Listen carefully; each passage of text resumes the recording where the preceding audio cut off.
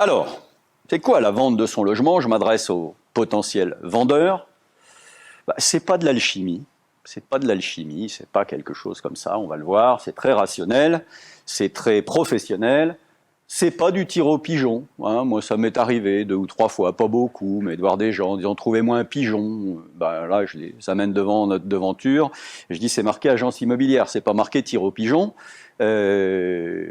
Sinon, vous m'enverriez même pas votre cousin ou votre beau-frère en disant va pas là-bas, tu vas te faire avoir. J'ajoute que les jeunes générations sont de plus en plus informées, ils ont des moyens parfois mal informés, mais ils ont des éléments de référence, etc. Donc, les époques où on pouvait trouver des pigeons sont révolues, en tout cas quand on s'adresse à des professionnels. Et ça ne doit pas être non plus de l'angoisse ou des déceptions. C'est un parcours complexe, c'est vrai. C'est un parcours qui fait l'objet d'un certain nombre d'événements, d'un certain nombre parfois de surprises. Mais bon sang, vendre son logement, ça ne peut pas être de l'angoisse et encore moins des déceptions. Ça doit être une transmission heureuse. Donc voilà, ce moment de la vente de son logement, ça doit être un moment déterminant pour optimiser la valorisation de son bien et encore une fois pour faire un parcours sécurisé. C'est très important, on y reviendra, mais autant que faire se peut, serein. Alors, pour les acheteurs, l'achat de son logement, j'allais dire même chose, ça ne doit pas être un parcours du combattant. Voilà, c'est un chemin qui est complexe, c'est un chemin entre le financement, le choix du logement, etc. Ça ne doit surtout pas être la roulette russe. On verra tout à l'heure qu'on manque de biens en ce moment. Ce n'est pas une raison pour se précipiter et faire n'importe quoi, n'importe où, pour surtout pas créer de l'angoisse et des déceptions, parce que c'est un moment précieux pour faire le bon choix pour soi, pour sa famille, on y reviendra, et bien sûr pour son porte-monnaie. Ça doit donc être là aussi un parcours serein et sécurisé. Alors là, il y a quelque chose de très important, et notre rôle à nous sommes des médiateurs, nous sommes des passeurs, et tout s'explique ici. Le vendeur, lui, il vend son passé, avec ses souvenirs, et en général ses bons souvenirs. Parce que c'est ce qu'on garde d'un passage. J'ai l'habitude de dire ce qui m'intéresse dans l'immobilier, ce sont les gens qui vivent dedans. Et de dire qu'une transaction immobilière, c'est avant tout cette transmission.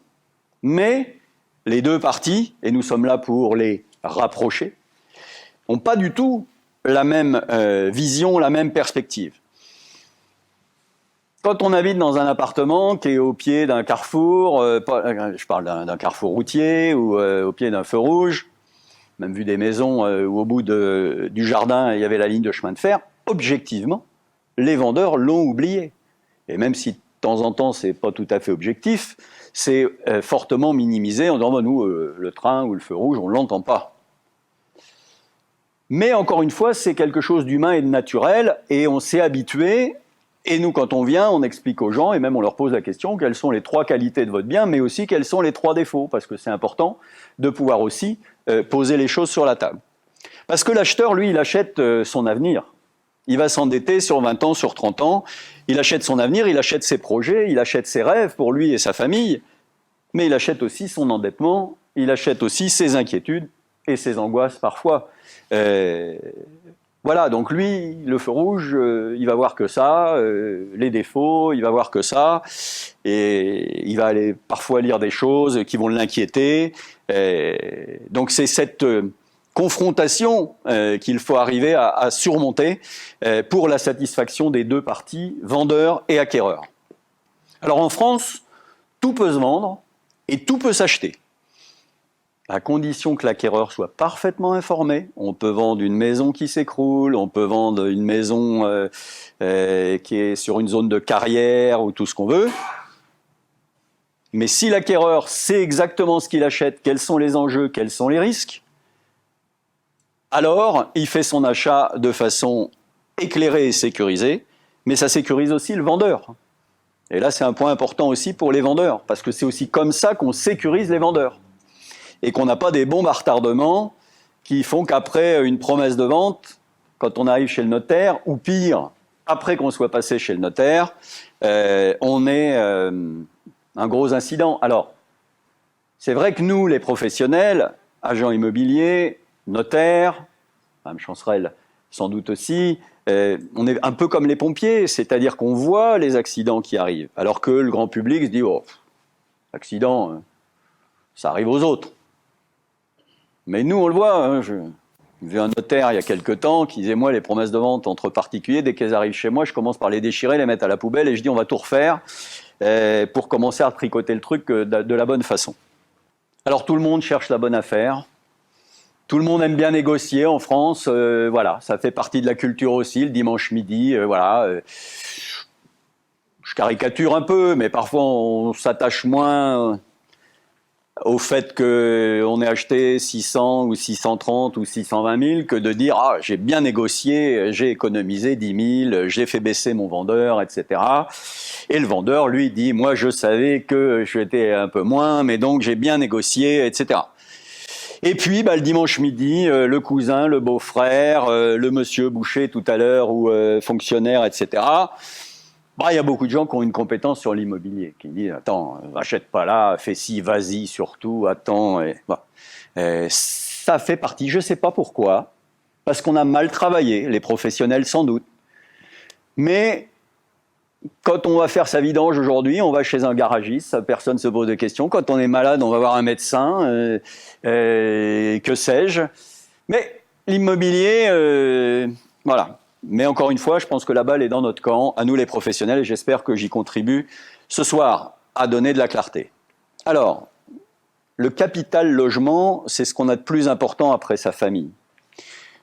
Sur le plan financier, c'est ce qu'on fait de plus important dans sa vie.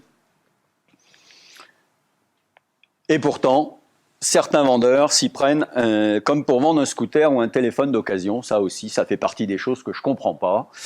J'ai écrit quelques tribunes là-dessus. Mais comment peut-on mettre sur le marché un bien comme ça, de façon, j'allais dire, relax, détendue, voilà.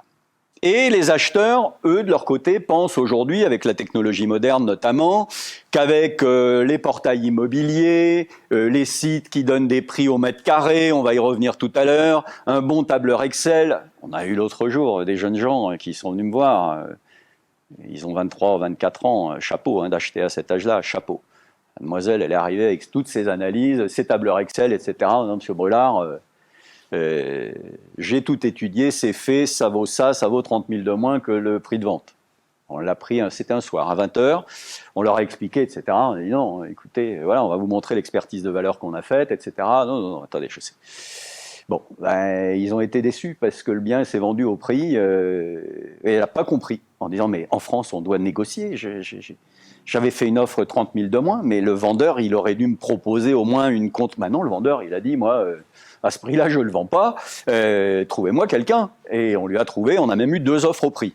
Alors ça c'est très important aussi puisqu'on a parlé beaucoup d'investissement, mais j'ai l'habitude de dire qu'on n'élève pas ses enfants dans son assurance vie.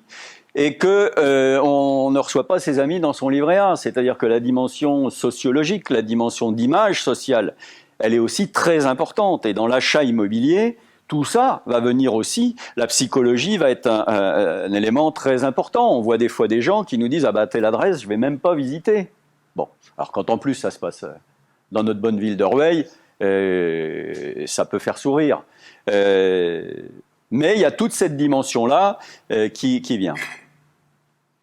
Alors voilà, il faut accepter de consacrer du temps, de recueillir des conseils avant de s'engager ou d'acheter. On va parfois voir des gens qui nous expliquent dans leur logement « alors j'ai fait tous les magasins, j'ai tout étudié pour acheter mon écran plat ou mon SUV » et qui vont vendre leur logement ou acheter un logement de façon, appelons les choses par leur nom, de façon négligente.